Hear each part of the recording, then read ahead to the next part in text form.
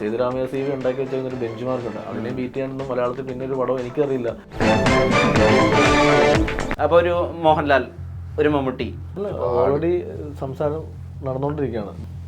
ഏതമ്മായിരിക്കും ഇപ്പോൾ ഈ പെർക്കഷൻ മാറിക്കൊണ്ടിരിക്കുന്ന, കംപ്ലീറ്റ്ലി മാറി എന്നുള്ള അവസ്ഥ നിൽക്കുന്ന സമയത്താണ് ജോസഫ് വരുന്നത്. ഈ സിനിമയുടെ സ്ക്രിപ്റ്റ് ചെയ്യുമ്പോൾ ഈ കഥയ്ക്ക് അനിവാര്യമായ കുറേ റെഫറൻസ് ഞങ്ങൾ എടുത്തിട്ടുണ്ട്. അതിലെങ്ങനെയായിരിക്കും ഇത് സംഭവിച്ചിരിക്കുന്നത്, അല്ലെങ്കിൽ അതിലെന്തൊക്കെയാണ് ഫൈൻഡിങ്സ് എന്ന് എടുത്തിട്ടുണ്ട്. നമ്മൾ KGF കൈയടിച്ചിട്ടുണ്ട്. പാടുന്ന സമയത്ത് കില്ലെന്നൊരു പടം വന്നു. എന്തുകൊണ്ട് നമ്മുടെ ഇൻഡസ്ട്രിയിൽ അങ്ങനെ ഒരു പടം ചെയ്തുകൂടാ? പടം ഏതാണ് അർജുൻ ചേട്ടൻ പണിയുണ്ട്.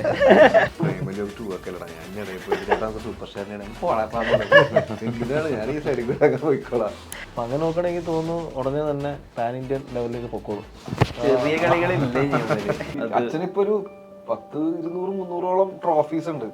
പക്ഷെ വീട്ടില് ആകെ വെച്ചേക്കണത് പഞ്ചാബ് ഹൗസിന്റെ ഒരു ട്രോഫിയാണ്. ഇപ്പൊ എന്റെയാണ് ഇപ്പൊ ചുറ്റും സൈഡിൽ വെച്ചേക്കണത്. നല്ല ക്ഷമ വേണല്ലേ സിനിമയുടെ? നല്ല ക്ഷമമാണ്. 10 കൊല്ലം ഒരു പണിയില്ല ഞാൻ ഇരുന്നിട്ടുണ്ട്. മാളികപ്പുറത്തിന്റെ 100 കോടി വിജയത്തിന് ശേഷം അഭിലാഷ് പിള്ള പാൻ എടുക്കുന്ന സിനിമയാണ് ആനന്ദ് ശ്രീബാല. അർജുൻ അശോകൻ എന്ന വേഴ്സറ്റൈൽ പെർഫോമറും രഞ്ജൻ രാജ് എന്ന ഹൃദയം തൊടുന്ന പാട്ടുകളുള്ള മ്യൂസിക് ഡയറക്ടറും ജോയിൻ ചെയ്യുന്നുണ്ട് നമ്മുടെ കൂടെ സംസാരിക്കാൻ. നമസ്കാരം. സീരിയസ് ആയിരുന്നു ഇത്ര സീരിയസ് ആവണ്ട. തുടക്കത്തിൽ സീരിയസ് പിടിക്കുന്നതാണ്. എന്തായാലും കോമഡിയാ. ഇല്ല, നീ സീരിയസ് ആകാത്ത മറ്റു ഭയങ്കര സീരിയസ് വാർത്ത പറഞ്ഞാല് കുഴപ്പമില്ല. IFFയിൽ ബ്രഹ്മയുഗം കയറുന്നു, മഞ്ഞമലുണ്ട്, അല്ല അതില് ബ്രഹ്മയുഗം കയറുന്നു. കഴിഞ്ഞ മാസമാണ് അർജുൻ അശോകന് ബെസ്റ്റ് ആക്ടറിന് ഹ്യൂമറസ് റോളിനുള്ള അവാർഡ് കിട്ടുന്നത്. രണ്ട് എക്സ്ട്രീമിലുള്ള കാര്യങ്ങൾ. ഇപ്പോഴും ഫേസ്ബുക്കിൽ ഒരു മാസത്തിൽ ഒരു വട്ടെങ്കിലും തേവനെ പറ്റിയിട്ട് ആരെങ്കിലും കുറിപ്പ് എഴുതുന്നുണ്ട്. അയാളുടെ മൈൻഡ് പ്രോസസ്, അയാളിലൂടെ എന്താ ഉദ്ദേശിക്കണേ, അധികാരത്തിന്റെ എന്ത് കാര്യം പറയണേ എന്നൊക്കെ വെച്ചിട്ട് ഇപ്പോൾ എഴുതുന്നുണ്ട്. ഞാനൊരു സമയത്ത് ചോദിച്ചിട്ടുണ്ടായിരുന്നു എന്തായിരുന്നു സിനിമ കയറുന്ന സമയത്ത് ആഗ്രഹം എന്ന്. അപ്പൊ പറഞ്ഞു എല്ലാവരും പോലെ മാസ് ഹീറോ ആവണം എന്നായിരുന്നു. പക്ഷെ ഇപ്പൊ ഒരു വേഴ്സറ്റാലിറ്റി ഉണ്ടല്ലോ, എവിടെയും കൊണ്ടുപോയി വെക്കാം. അടുത്ത എന്താ ചെയ്യണമെന്ന് ആഗ്രഹത്തിലാണ് ചെയ്യണമെന്ന് ഞാൻ പറഞ്ഞു. ഇപ്പൊ ഒരു വേഴ്സറ്റൈൽ ആണല്ലോ, എല്ലാ സ്ഥലത്തും കൊണ്ട് പ്ലേസ് ചെയ്യാം. രോമാഞ്ചൊക്കെ ജോയിൻ ചെയ്ത് എനിക്ക് തോന്നുന്നു ഒരാഴ്ചക്ക് മുമ്പാണ് തോന്നുന്നത്. ഇതൊരു എളുപ്പമാണോ? ഇപ്പൊ എന്തും ചെയ്യാം, അർജുൻ എന്ത് എളുപ്പമല്ലല്ലോ. നമുക്കിപ്പോ ഒരു പടം തുടങ്ങുമ്പോ അതിന്റേതായിട്ടുള്ള ടെൻഷനും, ഇപ്പൊ ഈ പടം തന്നെ പറയാൻ വേണമെങ്കിൽ ടൈറ്റിൽ ക്യാരക്ടർ ആദ്യമായിട്ട് തന്നെ ഒരു പടം ശ്രീബാല. അഭിലാഷ് ചേട്ടന്റെ പരിപാടിയിലാണ് മേജർലി പടം നിന്നത്. ഞാൻ ആൻഡ്രോ ചേട്ടൻ വിളിച്ചിട്ട് അഭിലാഷ് ചേട്ടൻ പരിപാടി ഇങ്ങനെ ഉണ്ട്, നല്ല പരിപാടിയൊക്കെ കേട്ട് അപ്പൊ ഈ ക്യാരക്ടർ എന്താണെന്നുള്ളൊരു ക്ലിയർ പിക്ചർ ഐഡിയ ഇല്ല. ഇതിലൊരു സർപ്രൈസ് എലമെന്റ് ഉണ്ട്. അമ്മയും മകന്റെ ഒരു റിലേഷൻഷിപ്പ് വേറെ രീതിക്കാ പറഞ്ഞു പോണേ. നോർമൽ ഒരു ക്രൈം ഇൻവെസ്റ്റിഗേഷൻ ത്രില്ലർ മൂവി പോലെ ആണെങ്കിലും ഇതിന്റെ സ്റ്റോറി ടെല്ലിംഗ് രീതിയും എഴുതി വെച്ചേക്കുന്ന രീതിയും ടോട്ടലി ഡിഫറെന്റ് ആയിട്ടാണ് സാധാരണ കണ്ടുവരുന്ന പരിപാടികൾ പോലെ അല്ല. അപ്പൊ അതില് ഈ അമ്മയും മകനും തമ്മിലൊരു ഒരു കണക്ഷൻ ഉണ്ട്. അതെങ്ങനെ ചെയ്യും, എങ്ങനെ അത് ഭരിപ്പിക്കും എന്നുള്ള ടെൻഷൻ എപ്പോഴും ഉണ്ടായിരുന്നു. അത് പല പല ഏരിയകളിൽ ആ സാധനങ്ങൾ വരുന്നുണ്ട് പോപ്പപ്പ് ചെയ്ത്. അപ്പൊ ഇതേപോലത്തെ സാധനങ്ങൾ നമ്മൾ കമ്മിറ്റ് ചെയ്യുമ്പോൾ ഒരു ചലഞ്ചാണ് അത്. ആ ടെൻഷനാണ് ഇപ്പോഴും ചിലപ്പോൾ നമ്മൾ ഡ്രൈവ് ചെയ്യണം ചെയ്യാനായിട്ടും മാറ്റി പിടിക്കാനൊക്കെ ആയിട്ടും. പിന്നെ ഒരു 4-5 ദിവസം കഴിയുമ്പോൾ ഡയറക്ടർ നമ്മൾ ചെയ്യുന്നത് ഓക്കെ പറഞ്ഞു, അല്ലെങ്കിൽ അവരെ ട്യൂണിങ് കഴിയുമ്പോൾ നമ്മൾ സെറ്റായെന്ന് വിചാരിച്ചാൽ നമുക്ക് ഈസിയാണ് പിന്നെ പരിപാടി ചെയ്യാനായിട്ട്. ആ ഫ്ലോ തന്നെ ഇപ്പോഴും. ഇപ്പൊ ഈ ആക്ടേഴ്സിനൊക്കെ ചില ഈ ഇൻവെസ്റ്റിഗേറ്റീവ് ഓഫീസേഴ്സിനൊക്കെ ബ്രീഫ് ചെയ്യുന്ന സമയത്ത് അവർക്ക് ഒരു ബാക്ക് സ്റ്റോറി ഒക്കെ പറഞ്ഞു കൊടുക്കും റൈറ്റേഴ്സ് ഒക്കെ. ചിലപ്പോൾ അത് സിനിമ വന്നുകൊള്ളണം അങ്ങനെ നിർബന്ധമില്ല. ഇപ്പൊ ഉദാഹരണത്തിന് ഗ്രാൻഡ് മാസ്റ്ററിൽ ബാക്ക് സ്റ്റോറിയിൽ കാണിക്കുന്നുണ്ടെങ്കിൽ പോലും അയാൾ എന്തുകൊണ്ടാണ് ഇത്ര റിലാക്സ്ഡ് ആയിട്ട് എത്ര വലിയ ക്രിമിനൽസിനോട് ഡീൽ ചെയ്യുന്നത്, അതിന് അയാൾക്കൊരു ബാക്ക് സ്റ്റോറി ഉണ്ടാവും. സിനിമയിൽ വരാത്ത കാര്യങ്ങളുണ്ടായിരിക്കും. അല്ലെങ്കിൽ സേതുരാമയ്യർ എങ്ങനെയാണ് ഇത്രയും ഷാർപ്പായത്, അതിന് അദ്ദേഹം കണ്ടർഗോ ചെയ്ത ട്രെയിനിങ് എങ്ങനെയായിരിക്കും, അങ്ങനെ ഒരു കാര്യം ഉണ്ടല്ലോ. അതുപോലെ ഇപ്പോൾ അർജുൻ അശോകൻ ഒരു ഇൻവെസ്റ്റിഗേറ്റർ ആവുന്നു. അപ്പൊ ഇയാൾക്ക് ഇന്റർനെറ്റ് ട്രൈറ്റ്സ് ഒക്കെ ഉണ്ടാവാനുള്ള കാരണം ഇന്റർനെറ്റൊക്കെയാണ്. അത് സിനിമയിൽ വരാത്തൊരു ഏരിയ പറഞ്ഞ് ബ്രീഫ് ചെയ്യോ? ഇല്ല, സിനിമയിൽ വന്നിട്ടുണ്ട്. സിനിമയിൽ ആക്ച്വലി ആനന്ദ് ശ്രീബാല എന്നുള്ള കഥാപാത്രത്തിന്റെ ചെറുപ്പം മുതൽ പ്രസന്റ് വരെയുള്ള പരിപാടികൾ കൃത്യമായി സിനിമയിൽ എക്സിക്യൂട്ട് ചെയ്തിട്ടുണ്ട്. കഥ പറയുമ്പോഴത് കൃത്യമായി പറഞ്ഞു കൊടുത്തിട്ടുള്ള കഥാപാത്രം. അതായത് അയാൾ ചെറുപ്പം മുതൽ ആഗ്രഹിക്കുന്ന സാധനമാണ് പോലീസ് ആവാന്നുള്ളത്. കാരണം അയാളുടെ അമ്മ പോലീസിലാണ്. അതായത് ശ്രീബാല, ഈ സംഗീത ചെയ്ത ക്യാരക്ടർ. ചെറുപ്പം മുതൽ അയാൾ കണ്ടുവന്നേക്കുന്ന അമ്മയുടെ ബ്രില്യൻസ് ആണ്. അപ്പോൾ ആ അമ്മ പോലെ തന്നെ ഒരു പോലീസുകാരനാവണമെന്ന് ആഗ്രഹിച്ചാണ് അയാൾ ലൈഫിൽ മുന്നോട്ട് വരുന്നത്. അപ്പോൾ അത് ചെറുപ്പം മുതലേ ഉള്ള അയാളുടെ ഒരു ആഗ്രഹം. അപ്പോൾ അതിനെ എക്സിക്യൂട്ട് ചെയ്തതാണ് പിന്നെ സിനിമ മുന്നോട്ട് ഡ്രൈവ് ചെയ്യുന്നത്. അയാൾ എങ്ങനെ ഒരു കേസിലേക്ക് എത്തുന്നതും ആ കേസിനെ എങ്ങനെ ഒരു സാധാരണ, ഇപ്പോൾ ടീച്ചറിൽ തന്നെ പറയുന്നുണ്ട്, ഒരു സാധാരണക്കാരൻ്റെ കണ്ണിൽ കൂടെ അല്ല ഒരു പോലീസുകാരൻ്റെ കണ്ണിൽ കൂടെ നീ അത് ഒന്ന് നോക്കുക എന്ന് അമ്മ പറയുന്ന ഒരു ഡയലോഗൊക്കെയാണ്. അപ്പം ആ ഈ കഥ നറേറ്റ് ചെയ്യുമ്പം എനിക്ക് അർജുൻ്റെ അടുത്ത് ആദ്യം ഞാൻ പറയുന്നത് ഒരു 5 മിനിറ്റ് ഞാൻ ഇതിൻ്റെ ടോട്ടാലിറ്റി കഥാപാത്രത്തെ പറ്റി പറയുന്നത്.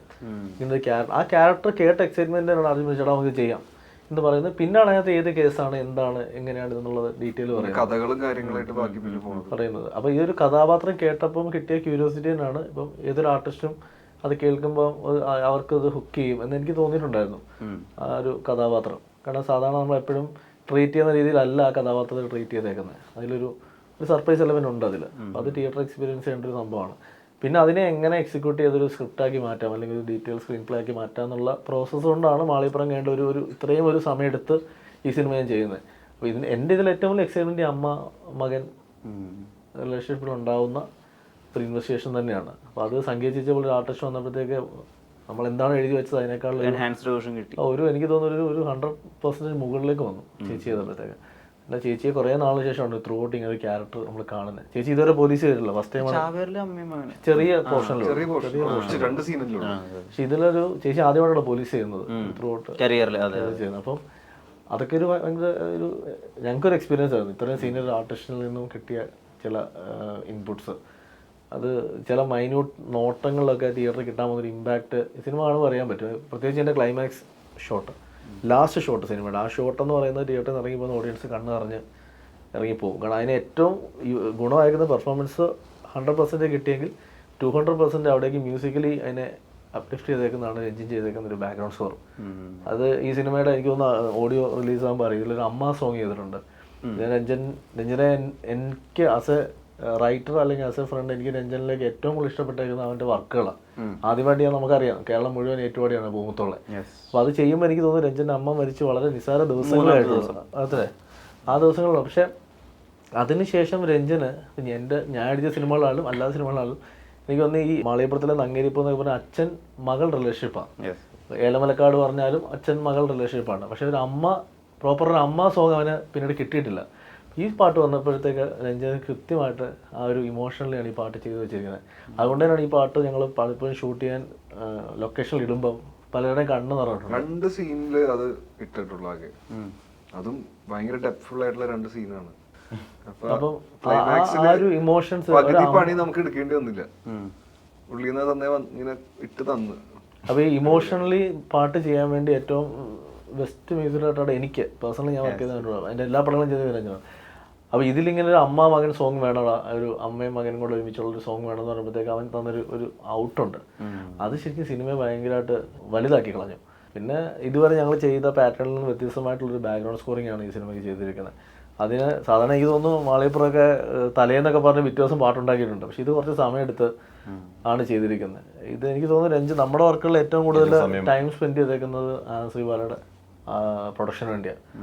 അപ്പോൾ അത് രഞ്ജിൻ്റെ ഒരു അമ്മ സോങ് ഉണ്ടാക്കാന്ന് പറയുമ്പോൾ വളരെ പോപ്പുലർ ആയിട്ടുള്ള കുറേ അമ്മ സോങ്ങുകൾ നമുക്കുണ്ട്. VIP അമ്മ സോങ് ഉണ്ട്, അമ്മ എൻട്രഴിക്കാതെ നല്ല സോങ് ഉണ്ട്, നമുക്ക് അമ്മ മഴക്കാറുണ്ട്, എത്രയോ അമ്മ സോങ്ങുകൾ.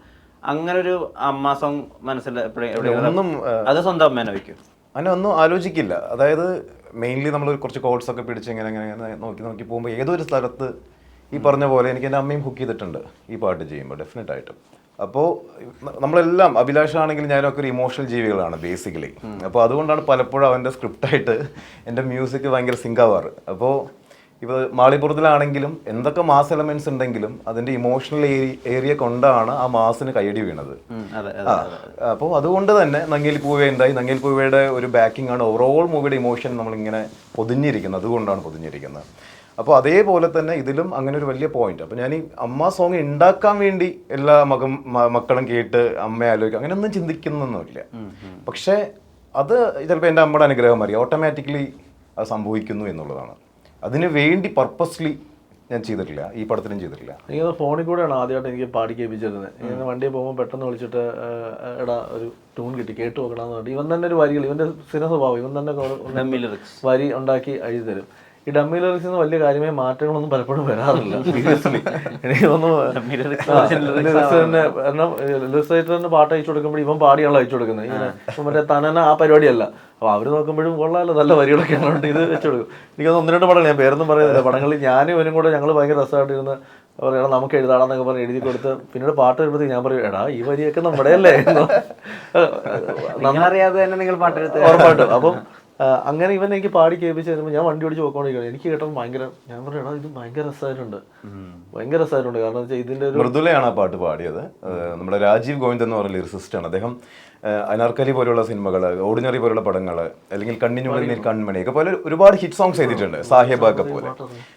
പക്ഷേ പുള്ളിക്ക് എനിക്ക് തോന്നുന്നില്ല പുള്ളി അത്രയും എല്ലാവർക്കും പുള്ളിയെ അറിയാം എന്നെനിക്ക് തോന്നിയിട്ടില്ല. പക്ഷെ ഞങ്ങളൊരു ഇതേപോലെ ഒരു കാഷ്വൽ ഡിസ്കഷൻ സംസാരിച്ചുകൊണ്ടിരിക്കുമ്പോൾ തന്നെ പാട്ട് പുള്ളി ഇങ്ങനെ കേട്ട് 5 മിനിറ്റ് അങ്ങോട്ടും ഇങ്ങോട്ടും ഇങ്ങനെ നടന്നിട്ട് ആ വരിയായിട്ട് വന്നതാണ്. ഈ ഹോട്ടലിൽ തന്നെ, ക്രൗൺ പ്ലാസിൽ തന്നെ ഒരു റൂമിൽ പുള്ളി ഫ്രണ്ടിൽ ഇങ്ങനെ നടന്ന് ഒരു 10 മിനിറ്റൊക്കെ എടുത്തിട്ടുണ്ടാവുള്ളൂ. പുള്ളി വരികൾ കംപ്ലീറ്റ് ആയിട്ട് കൊണ്ടുവന്നു. അതിൽ വലിയ മാറ്റങ്ങൾ പിന്നെ വരുന്നതിനെ ഒന്നുമില്ല. അതാ പറയുക, എല്ലാം ഓട്ടോമാറ്റിക്കലി സംഭവിച്ചു പോയതാണ്. ചില ഇൻവെസ്റ്റിഗേറ്റേഴ്സിന് ചില ട്രേറ്റ്സ് ഉണ്ടാവുമല്ലോ. ഇപ്പൊ ഈ വേട്ടയാട് വിളയാടൽ, ഈ രാഘവ ഇൻസ്റ്റിറ്റ്യൂട്ട് ഉണ്ട്, അതുപോലെ ഈ നമ്മുടെ സാം അലക്സ് മെമ്പേഴ്സിലേക്ക് ഭയങ്കര ഒബ്സർവേഷൻ സ്കിൽസ് ആണ്, ഇതുവരെ ആരും കാണാത്ത. അതുപോലെ ആനന്ദിന് എന്തെങ്കിലും? ആനന്ദ് ശ്രീബാല തീർച്ചയായിട്ടും ഒരു, അതോടെ കമ്പയർ ചെയ്ത് പറയുന്നില്ല, ആനന്ദ് ശ്രീബാല എന്നുള്ള കഥാപാത്രത്തിന് ഒരു യുണീക്നെസ് ഉണ്ട്. കാരണം അയാളുടെ സ്കിൽ സെറ്റ് അയാൾക്ക് മാത്രം 100%. അത് കാണുന്നില്ല. അതാണ് ഞാൻ പറഞ്ഞ സർപ്രൈസ് എലമെന്റ് ഒരു സാധനം ഉണ്ടെന്ന് പറയുന്നത്. അത് മറ്റ് ഇപ്പം നമ്മളെ അവകാശവാദങ്ങളല്ല. ഈ പടം നമുക്ക് വേണമെങ്കിൽ ഇത് പറയാം, ഇത് മറ്റു സിനിമകളിൽ നിന്ന് വ്യത്യസ്തം, അങ്ങനെയല്ല പറയുന്നത്. ഇത് എന്തൊക്കെ പറഞ്ഞാലും നമ്മളൊക്കെ കഥകൾ ഉണ്ടാക്കുന്നത് നമ്മുടെ ചുറ്റുപാടിൽ നിന്നാണ്. ആ ചുറ്റുപാടിനകത്ത് വരുന്നതാണ് നമ്മൾ മുന്നേ കണ്ടുള്ള സിനിമകൾ. നമ്മൾ എത്രയോ കഥാപാത്രങ്ങൾ ഉണ്ടായിരുന്നു. കുറച്ച് മുന്നേ ഇൻട്രോയിൽ പറഞ്ഞ പോലെ തന്നെ സേതുരാമയ്യ CV ഉണ്ടാക്കി വെച്ചിരിക്കുന്ന ഒരു ബെഞ്ച് മാർക്ക് ഉണ്ട്. അതിനെ ബീറ്റ് ചെയ്യാനൊന്നും മലയാളത്തിൽ പിന്നെ ഒരു പടം എനിക്കറിയില്ല. അതിനപ്പുറത്തേക്ക് ഒരു കഥാപാത്രം വന്നിട്ടുണ്ട്. അപ്പം നമ്മൾ കോമ്പീറ്റ് ചെയ്യല്ല, പക്ഷെ നമ്മൾ ഇതിൽ നിന്ന് വ്യത്യസ്തമാക്കാൻ എന്ത് ചെയ്യാൻ പറ്റും? അങ്ങനെ ഒരു വ്യത്യസ്തത ഈ ആനന്ദ് ശ്രീബാലയ്ക്കുണ്ട്, ആ കഥാപാത്രത്തിനുണ്ട്. അതാണ് ഞാൻ പറഞ്ഞ സർപ്രൈസ് എലമെന്റ് എന്ന് പറയുന്നത്. അതിൽ ഇയാളൊരു ഒബ്സർവേഷൻ എന്താണ്, അല്ലെങ്കിൽ അതാണ് സാധാരണക്കാരൻ്റെ കണ്ണിൽ കൂടെ അല്ല, നീ ഒരു പോലീസുകാരൻ്റെ കണ്ണിൽ കൂടെ നോക്കുന്നു പറയുമ്പോൾ അതിൻ്റെ ഒരു വ്യൂ പോയിന്റ് വേറെയാണ്. അപ്പം ചിലപ്പോൾ പോലീസുകാർക്ക് തന്നെ തെറ്റുപറ്റാം ചില കേസുകളിൽ. അപ്പോൾ അതിൽ ഒരു പോലീസുകാരൻ്റെ കണ്ണുകൂടി ഒന്നും കൂടെ ഒന്ന് നോക്കുക എന്ന് പറയുമ്പോൾ ചിലപ്പോൾ ഒരു പുതിയ എവിഡൻസ് ആയിരിക്കും അതിന് കിട്ടുന്നത്. അങ്ങനത്തെ ഒരു ട്രാക്ക് ആനന്ദ് ശ്രീബാലയ്ക്കുണ്ട്. അത് എങ്ങനെ തിയേറ്ററിൽ ഓഡിയൻസിനെ എൻ്റർടൈൻ ചെയ്യാം, ആ കഥാപാത്രം സീരിയസ് ആവാതെ അതിനെ എങ്ങനെ എൻ്റർടൈൻ എലമെന്റിലേക്ക് കൊണ്ടുവരാം എന്നത് സ്ക്രീൻ പ്ലേയിൽ വർക്ക് ചെയ്തിട്ടുണ്ട്. അതുകൊണ്ട് തന്നെയാണ് ഞാൻ പറഞ്ഞത് ഇത് ഫാമിലിക്കും കുട്ടികൾക്കും അടക്കം തിയേറ്ററിൽ വർക്കൗട്ട് ആവുന്ന ഒരു സിനിമയാണ് ഞാൻ പറയുന്നത്. അതിനിടെ ഇപ്പം ബ്രഹ്മയുഗം എന്നുള്ള സിനിമ നിങ്ങളുടെ കരിയറിലെ ഏറ്റവും വലിയൊരു ലീപ്പാണ്. ഇപ്പോഴും ആളുകൾ, അനുപമ ചോപ്ര ഉൾപ്പെടെയുള്ള ആളുകൾ അഭിമുഖം എടുക്കുന്ന സമയത്ത് അവർ പറയുന്നത് ഇന്ത്യയിൽ നിന്ന് വന്നിട്ടുള്ള ഏറ്റവും ഫൈൻ ആയിട്ടുള്ള സിനിമ, സ്കൈറേസ്റ്റ് ആയിട്ടുള്ള സിനിമകളിൽ IMDb ലിസ്റ്റിലൊക്കെ ടോപ്പ് 10-ലൊക്കെയാണ് ബ്രഹ്മയുഗം ഇരിക്കുന്നത്. അത്രയും വലിയൊരു സിനിമ നമ്മുടെ ബോഡി ഓഫ് വർക്കിൽ ഇരിക്കുക എന്ന് പറയുന്നത്, അല്ലെങ്കിൽ നമുക്കൊരു റെസ്യൂമെ പോലെ ഏത് ഹിന്ദി പോയാലോ തമിഴ് പോയാലോ അത് കാണിച്ചു കൊടുത്താൽ മതി. അങ്ങനെയൊക്കെ ചിന്തിച്ചിരുന്നു ആ സിനിമയിൽ വർക്ക് ചെയ്തുകൊണ്ടിരിക്കുന്ന സമയത്ത്? വർക്ക് ചെയ്യണ സമയത്ത് റെക്കഗ്നീഷൻ കിട്ടുമെന്ന് ഉറപ്പായി. കാരണം വെച്ചാല് black and white, full black and white പടം കുറെ വർഷത്തിന് ശേഷം ചെയ്യുന്ന ഒരു പരിപാടിയാണ്. പിന്നെ നമ്മുടെ രാഹുലേട്ടൻ ആസ് എ മേക്കർ പ്രൂവണാണ് മറ്റേ പടത്തിന്റെ കാര്യം, ഭൂതകാലത്തിന്റെ അവസ്ഥ അറിയാം. പിന്നെ ഇതിന്റെ കണ്ടന്റും കാര്യങ്ങളും കേട്ടിട്ട് നമുക്ക് റെഫറൻസും ഇതിന്റെ മേക്കിംഗ് എങ്ങനെയായിരിക്കും എന്നൊക്കെ പറയുമ്പോൾ തന്നെ നമുക്ക് ഓൾറെഡി ഭയങ്കര എക്സൈറ്റിംഗ് ഫാക്ടറാണ്. എല്ലാത്തിനും ഇവരെ കൂടെ അഭിനയിക്കണം, മമ്മൂക്കിനോട് എന്തായാലും ഉറപ്പായിരുന്നത് ആൾക്കാർ റെക്കഗ്നൈസ് ചെയ്യേണ്ട ഒരു പടമാണെന്നൊരു ആഗ്രഹം ഉണ്ടായിരുന്നു ചെയ്യുമ്പോഴും. ഇപ്പൊ അതിന്റെ ഒരു റിയാക്ഷൻ ആയിട്ട് ഇങ്ങനെ കാര്യങ്ങൾ ആൾക്കാർ പറയുമ്പോൾ ഈ ടോക്ക് നടക്കുമ്പോഴും ഭയങ്കര സന്തോഷം. ഈ ബ്രഹ്മയുഗത്തിലെ മറ്റേ ഉപയോഗിച്ച പകിടയില്ലേ, അത് കുറച്ചു കാലം കയ്യിലല്ലേ? ഇപ്പോഴും പോയിട്ടില്ലേ? ഞാൻ ആകെ ചോദിച്ചു വാങ്ങിയ ആ സാധനം മാത്രമാണ്. അതൊരു ദിവസം അവര് വേണമെന്ന് പറഞ്ഞു. ഞാൻ തരുന്നില്ല, എടാ അത് സൗണ്ട് റെക്കോർഡ് ചെയ്തിട്ട് തരാം, നീ തിരിച്ചു കൊണ്ടുപോയിക്കാന്നിട്ട് റെക്കോർഡിസ്റ്റ് പ്രശാന്തിന്റെ ഫ്രണ്ടാ. അദ്ദേഹം പറഞ്ഞു വായിച്ചിട്ട് അതുപോലെ കൊണ്ട് എന്നിട്ട് ഞാൻ കട്ടെടുത്ത് വന്ന പോലെയാണ് എന്റെ റിയാക്ഷൻ ഒക്കെ ഉണ്ടായിരുന്നത്. അത് ഞാൻ ഉണ്ടായില്ല, അച്ഛന്റെ റിയാക്ഷൻ ആയിരിക്കും ചിലപ്പോ കണ്ടത്. അതെ, അച്ഛൻ ഇത്രയും വലിയൊരു നിയമജ്ഞനായിരുന്നു എന്നുള്ള കാര്യം ഞാൻ ഈ അടുത്താണ് കേട്ടോ മനസ്സിലാക്കിയത്. പുള്ളി ഒരു പവർഫുൾ മനുഷ്യനാണ്. ഒരു ടൈൽസ് കമ്പനിയാണ് ഉത്തരം മുട്ടിച്ചു കളഞ്ഞു. പണ്ടേ മനസ്സിലാക്കിയല്ലേ? ഞാൻ ഉത്തരം മുട്ടിട്ട് 25 വർഷം സ്ഥിരമായിട്ട് ഉത്തരം മുട്ടാറുണ്ട്. അങ്ങനെ ഒരു ടെറർ അച്ഛനൊക്കെ ടെററല്ല, അച്ഛൻ എന്നൊക്കെ പറയുമ്പോ എപ്പോഴും അച്ഛന്റെ സ്ഥാനം കാണിച്ച് മകനെ പ്രോപ്പറായിട്ട് വളർത്തേണ്ട കടമ മൂപ്പർക്കുണ്ട്. ഈ സിനിമയെ കാണുന്ന പോലെ പഞ്ചാബ് ഹൗസിലെ രമണേട്ടനൊന്നും വീട്ടിലിരിക്കാൻ പറ്റില്ലല്ലോ. നമുക്ക് ഇപ്പോഴും അച്ഛന്റെ സ്ഥാനം ഉണ്ട്. പിന്നെ ഇത്രയും നമുക്ക് ഈ കേസ് പോകാനുള്ള ഏറ്റവും മേജർ കാരണം എന്താ വെച്ചാല് നമ്മുടെ കയ്യിൽ അപ്പൊ അത്രയും കാശൊന്നും ഇല്ല. നമ്മൾ എങ്ങനെയൊക്കെ തട്ടിക്കൂട്ടി പഞ്ചാബ് ഹൗസ് ഉണ്ടാക്കുന്ന സമയത്ത് പഞ്ചാബ് ഹൗസ് എങ്ങനെയൊക്കെയോ ഉണ്ടായ കാശ് ചുരുക്കി വെച്ചിട്ട് ഒരു വീട് വെക്കണം എന്ന് അത്രയും ആഗ്രഹം കൊണ്ട് അച്ഛന്റെ അമ്മ മരിക്കണതിന് കുറച്ച് വർഷങ്ങൾക്ക് ഒരു വർഷം മുമ്പാണ് ആ വീട് കംപ്ലീറ്റ് ചെയ്തത്. അപ്പൊ അത്രയും ആഗ്രഹത്തോടെ ഇത്രയും വർഷം സിനിമയിലൊക്കെ അഭിനയിച്ചിട്ട് ഒരു വീട് വെച്ചിട്ട് അതിൽ കിടക്കാൻ പറ്റില്ല എന്ന് പറയുമ്പോൾ ഒരു സങ്കടം ആണ് അച്ഛന് ഏറ്റവും കൂടുതൽ ഉണ്ടായത്. അപ്പൊ അത് റിപ്പയർ ചെയ്യാൻ അന്ന് എന്റെയിലും അച്ഛൻ്റെയിലും കാശ് ഉണ്ടായില്ല. അപ്പൊ എന്തായാലും നമുക്ക് എന്തായാലും നിയമപരമായിട്ട് പോകണം. കാരണം ഇവര് നമ്മൾ എഗ്രിമെന്റിലും എല്ലാത്തിലും ചെയ്തിട്ട് ഇങ്ങനെ ഒരു പണി വെച്ച് കഴിഞ്ഞിട്ട് നമ്മള് ഇങ്ങനെ നമുക്ക് നടക്കും. കൊച്ചിന് പോലും ഓടിക്കളിക്കാൻ പറ്റില്ല വീട്ടിൽ ഇപ്പോഴും. അപ്പൊ 7 വർഷം ഈ കേസ് കൊടുത്തപ്പോഴാണ് കൊറോണ വന്നത്. 2-2.5 വർഷം അങ്ങനെ പോയി. പിന്നെ ബാക്കി സിവിൽ കേസ് ആയതുകൊണ്ട് ഇങ്ങനെ തള്ളി ഓരോ കാരണത്തിലും ഓരോ അഡ്വക്കേറ്റ്സും ഓരോ പ്രശ്നങ്ങളൊക്കെ ആയിട്ട് ഇങ്ങനെ ഞാനൊന്ന് സെറ്റിൽ ആയി വന്നപ്പോഴും അച്ഛൻ പറഞ്ഞ കാശ് വേണ്ട, അർജുന്റെ വീട്ടിൽ ചെന്നപ്പോ കേസ് വെച്ച് ഡീൽ ചെയ്ത് ഞാൻ അതിന് മേടിച്ചിട്ട് നീ വേണമെങ്കിൽ നീ എന്റെ വീട്ടിൽ നിന്നാ മതി.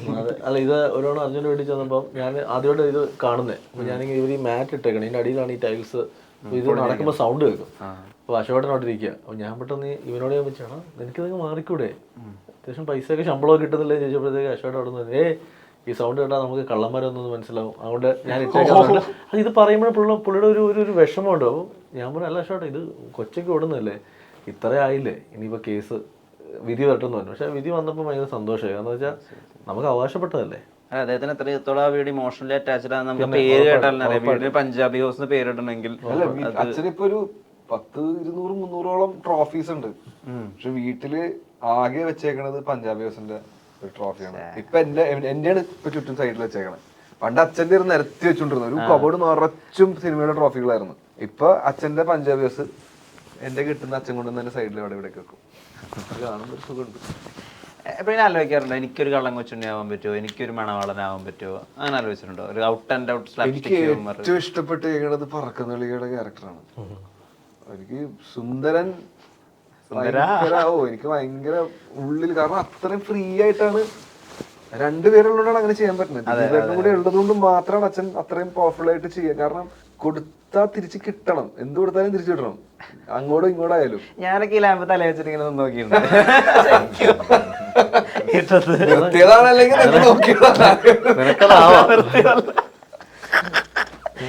നീ എവിടെ നിന്നേന്ന് പറ. എന്റെ വീട്ടില് ഞാൻ തന്നെ ലൈറ്റ് അങ്ങനെ ഒരു ലാമ്പ് ഉണ്ടായിരുന്നു. അവര് അത്രയും ഒരു ടോം ആൻഡ് ജെറി പടം ഉണ്ടാക്കാന്ന് പറയുമ്പോ തന്നെ ഒരു പരിപാടി പൊളിയായിരുന്നു. അത് എല്ലാ ജനറേഷനിലെ കുട്ടികളും എൻജോയ് ചെയ്തില്ല. ഇപ്പൊ എന്റെ വീട്ടിൽ എന്റെ 2 പിള്ളേർ ഇതൊക്കെ ഇരുന്ന് കണ്ട് ചിരിക്കാറുണ്ട്. അപ്പൊ എല്ലാ ജനറേഷനും ഈക്വലി ചിരി വരുന്ന സീൻസ് ആണ് ചെയ്തു വെച്ചത്. ഇതായാലും പഞ്ചാബ് ഹൗസ് ആണെങ്കിലും പറക്കുന്നളയാലും സി ഡി മൂസി ആയാലും എല്ലാം ചെയ്തേക്കുന്നത് അങ്ങനെ ഒരു ബെഞ്ച് മാർക്കാണ്. അതിനൊന്നും ഇനി ബ്രേക്ക് ചെയ്യണമെന്നും എനിക്ക് തോന്നുന്നില്ല. നമുക്ക് ആ സ്റ്റൈല് ചെയ്യാൻ പറ്റില്ല, പക്ഷെ ആ എനർജിയിൽ വർക്ക് ചെയ്യാം. ആ ഒരു എനർജിയിൽ വർക്ക് ചെയ്തൊരു പടം വരുന്നുണ്ട്. പേര് പറയാൻ റൊമാൻസ് കോമ്പിനേഷൻ എനിക്ക് തോന്നുന്നു. കാർ ഓക്കെ അത് കുഴപ്പമൊന്നുമില്ലടാ. അത് സംഗീതത്തിന് മാത്രം പ്രശ്നം പറ്റുള്ളൂ. പിന്നെ ഞാൻ ഡ്രൈവർ, സംഗീത മാത്യു, ബാക്കി ഒരു പ്രശ്നം പറ്റില്ല. റിക്കവറായി, ഫൈറ്റും ചെയ്തു ഡാൻസ് ഒക്കെ ചെയ്തു. ഓക്കെയാണ്, അടിപൊളി പവറിലുണ്ട്. അദ്ദേഹത്തെ മറ്റേ പ്രേമലൂരിൽ പറഞ്ഞ ഫുൾ ഫോമിൽ പിന്നെ ചെക്കൻ വെറുതെ പൊളിയാണ്. കണ്ടോ ഇനി ഇത് ഇപ്പൊ ഒരു സ്ഥലത്ത് വളരെ സീരിയസും മറ്റൊരു സ്ഥലത്ത് വളരെ ലൂസായിട്ട് ബോഡി മൊത്തം അയച്ചിട്ട് ചെയ്യുന്ന ഈ പറഞ്ഞ ഇളകിയായിട്ട് ചെയ്യുന്ന സിനിമകളും വരിക. അപ്പൊ ഈ പറഞ്ഞ ഈ പടം റൊമാൻസ് തന്നെ 2 എണ്ണം ചെയ്തിട്ടുണ്ട്. അതാണ് അത് പടം വരുമ്പോ മനസ്സിലാവും എന്താണ് അവസ്ഥ. നടക്കട്ടെ. ആനന്ദ് ശ്രീബാല ഒരു ത്രില്ലറാണ്. അപ്പോൾ ഓൾറെഡി ഇപ്പോൾ ജോസഫിൽ എനിക്ക് ഉപയോഗിച്ച ഒരു കാര്യം വളരെ ഇഷ്ടമാണ്. അതായത് ഒരു കാലത്ത് ഈ വില്ലന്മാരെ കാണിക്കുന്ന സമയത്ത് വില്ലനാണ് എന്ന് കാണിക്കാൻ വേണ്ടി ഒരു പേടിപ്പെടുത്തുന്ന തീമൊക്കെ വരുമായിരുന്നു. അതിൻ്റെയൊക്കെ ഒരു ഇൻസ്പിറേഷൻ എനിക്ക് തോന്നുന്നു ഈ കാതലിലൊക്കെ രഘുവരം വരുമ്പോൾ ഒരു ഭീതി ഉണ്ടാക്കുന്ന മ്യൂസിക് ഉണ്ടായിരുന്നു. അത് പക്ഷേ ചിലപ്പോൾ ചെയ്തിട്ട് അത് കുറച്ച് മോശമാവാൻ തുടങ്ങിയ ഒരു സമയമാണ്. പക്ഷെ ജോസഫിലേക്ക് വരുമ്പോൾ ഇപ്പൊ ആ കാറിലിരിക്കുന്ന ആ ലേഡീനെ അൺനോൺ ആയിട്ടുള്ള ആളെ കാണിക്കുന്ന സമയത്ത് അങ്ങനെ ഒരു ഭീതിപ്പെടുത്തുന്ന മ്യൂസിക് ഒന്നും ഇല്ല. കൂടെ വർക്ക് ചെയ്തിട്ടുണ്ട് ജോസഫ്, അനിൽ ജോൺസൺ. അപ്പൊ ഈ പറഞ്ഞ പോലെ ഇപ്പൊ RRന്റെ ഗ്രാമർ അത് ഓരോ വർഷം അനുസരിച്ച് മാറിക്കൊണ്ടിരിക്കും. അതോ ഈ സീരീസും സിനിമയൊക്കെ കണ്ടിട്ട് രഞ്ജിത് രാജ് അത് അപ്ഡേറ്റ് ചെയ്തുകൊണ്ടിരിക്കും? തീർച്ചയായിട്ടും ഒരു സീനും നമുക്ക് വേറിട്ട 4, 5, 6, 10 ഓപ്ഷൻസ് കൺസീവ് ചെയ്യാം. ഞാൻ പറയാന്നു ലാസ്റ്റ് ഇന്റർവ്യൂവിൽ പറഞ്ഞു. ഞാൻ ലാസ്റ്റ് ഒരു തെലുഗു മൂവി ചെയ്ത സമയത്ത് എല്ലാ സീനിനും 5 മ്യൂസിക് വെച്ചവർക്ക് വേണമായിരുന്നു. അത് 5 ജോണർ. അപ്പോൾ അല്ലു അരവിന്ദ് സാറുടെ പ്രൊഡക്ഷനാണ് ഗീത ആർട്സിന്റെ. അപ്പോൾ അതുകൊണ്ട് തന്നെ നമ്മൾ ആദ്യം തന്നെ എക്സൽ ചെയ്യാനല്ലേ ട്രൈ ചെയ്യുള്ളൂ. അപ്പോൾ ഈ 5 എണ്ണവും നമ്മൾ നമ്മുടെ മാക്സിമം ഔട്ട്പുട്ട് കൊടുത്തുകൊണ്ട് തന്നെ 5 ജോണേഴ്സാണ് ചെയ്യുന്നത്. അപ്പോൾ എനിക്ക് മനസ്സിലാവുന്ന കാര്യം എന്ന് പറഞ്ഞാൽ മലയാളത്തിൽ ചിലപ്പോൾ അതിനുള്ള സമയം നമുക്ക് കിട്ടാറ്. അത് 3-4 മാസം സമയം കിട്ടിയിട്ടുണ്ട്, ഇഷ്ടംപോലെ സമയം നമുക്ക് തന്നിരുന്നു എല്ലാ ഒരു.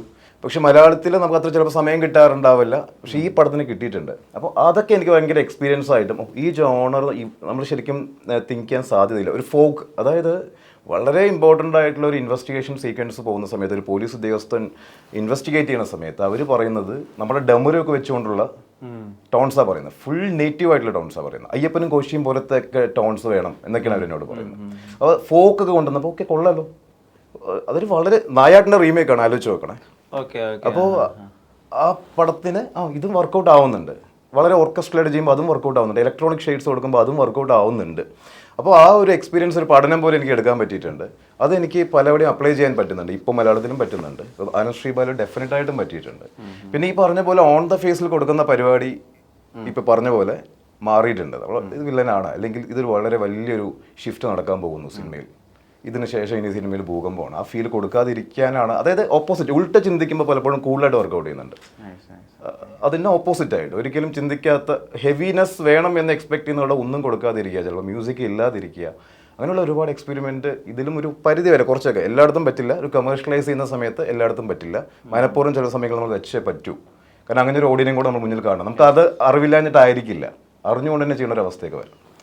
ആനന്ദിനൊരു തീമുണ്ടോ? ആനന്ദിന്റെ ഇൻവെസ്റ്റിഗേഷൻ ഒരു തീമുണ്ട്.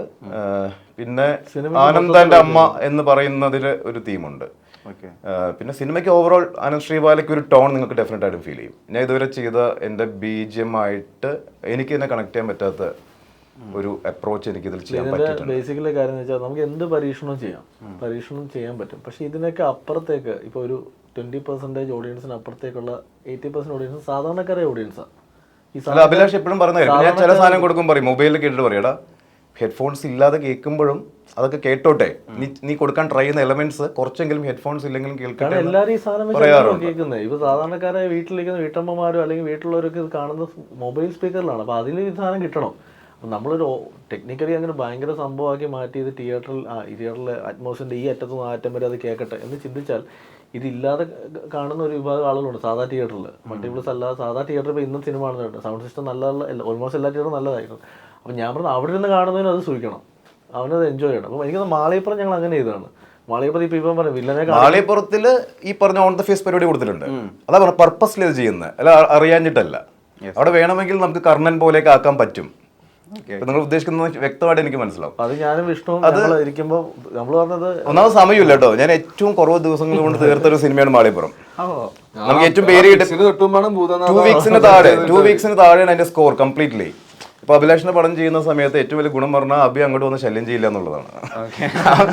വിശ്വാസ് ട്രസ്റ്റ് ഉണ്ട്, അവൻ ചെയ്തോളും, ട്രസ്റ്റ് ഉണ്ട്, വന്ന് കാണാന്നേ ഉള്ളൂ. വലിയ കർഷണം പറയാറില്ല, ഒരുപാട് ഇരുന്ന് തന്നെ വട്ടാക്കാറുമില്ല, കാരണം നമ്മൾ ചെയ്യുന്നത് ട്രസ്റ്റ് ഉണ്ട്.